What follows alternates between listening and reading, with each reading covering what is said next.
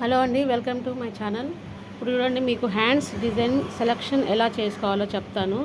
ముందుగా మనకు ఏ హ్యాండ్ కావాలో సెలెక్షన్ చేసుకోవాలన్నమాట. చూడండి, నాకు కావాల్సిన హ్యాండ్ వచ్చి ఇదనమాట. ఇప్పుడు ఈ సింబల్ ప్రెస్ చేయాలి. తర్వాత ఇది ఇప్పుడు మనకు ఏ యాంగిల్లో కావాలనేది మనం చెక్ చేసుకోవాలన్నమాట.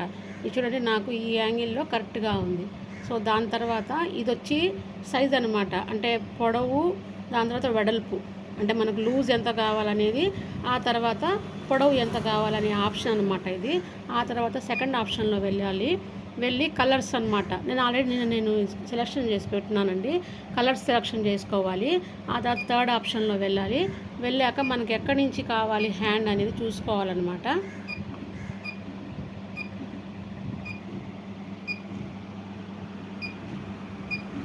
తర్వాత ఒకసారి స్కాన్ చేయాలి, అంటే హ్యాండ్ ఎక్కడి దాకా వస్తుంది ఏంటి అనేది మనం స్కాన్ చేసుకోవాలన్నమాట.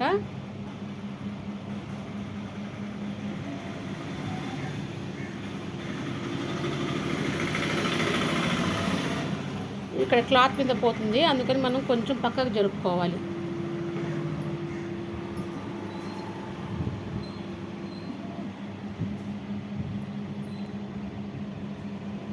సో నేను కొంచెం పక్కకు జరిపాను.